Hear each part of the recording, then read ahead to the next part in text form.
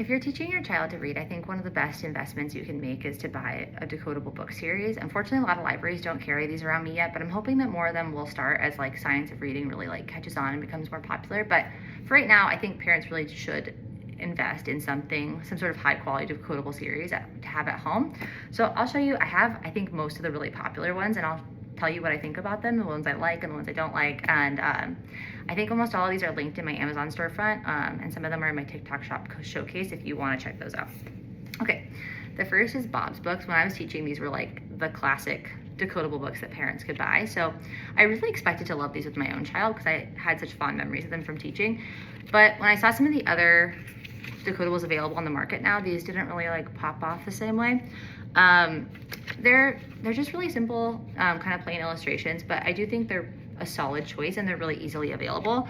I would also say they tend to have a little bit more sight words than I'd like to see in a really early decodable.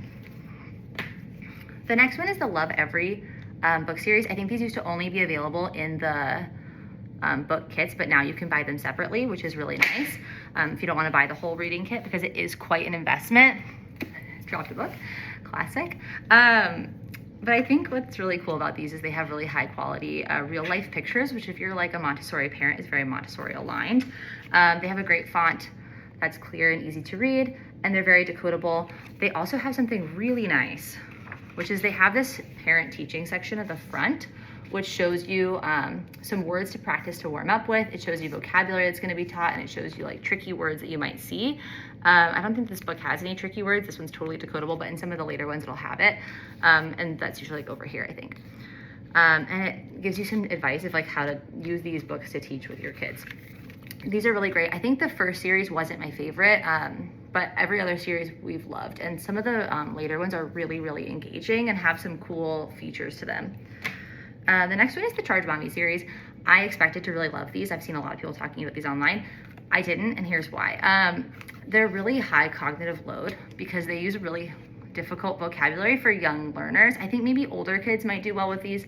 They also use the same spelling pattern a lot, which it kind of suffers in the vocabulary because sometimes you get higher level vocabulary, which is great. I'd love to introduce those harder words, but sometimes it's too much for the brain at once, in my opinion. And in my experience.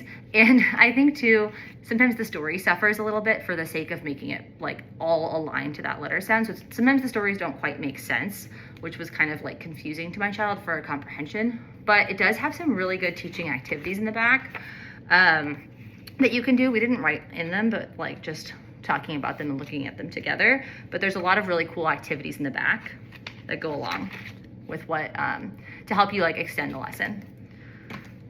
Okay, my most favorite were these Toddler Can Read books. My son was so excited about these and they just really motivated him to get reading. We got the second set too, and he like, the second it came in the mail, he was on the floor reading these books. He was so into them. And I'll show you why I love these books. They're really like, they have really great diverse illustrations. They don't have the real life pictures like Lovevery, but they're still really quality, high color illustrations. In my opinion, the font is really dyslexia friendly, really easy to read. And they did a great balance of making the stories decodable, but engaging stories for young learners. And they also did a really thoughtful job of how they introduced the trickier sight words. And it doesn't have the same reading path that the Lovevery ones do, but it does still have teaching materials at the back for a parent guide. And I just thought these were really great. My child definitely liked these ones the best, and they were really fun for him to read. And even my daughter, before I started working with her, she would love to sit and read these books to herself. So, and as a bonus, this one is really not easy to find or available, but I really loved using the Core Knowledge readers. You can print them for free online, or you can try and find them secondhand.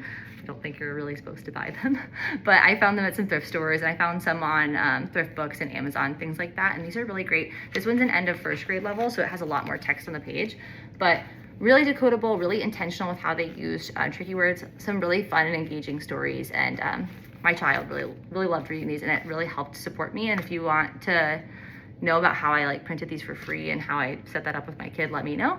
I'm happy to help. And if there's any other decodable series that I should cover or that you're curious about, let me know. I love looking at these types of books. So stay tuned for more early literacy content.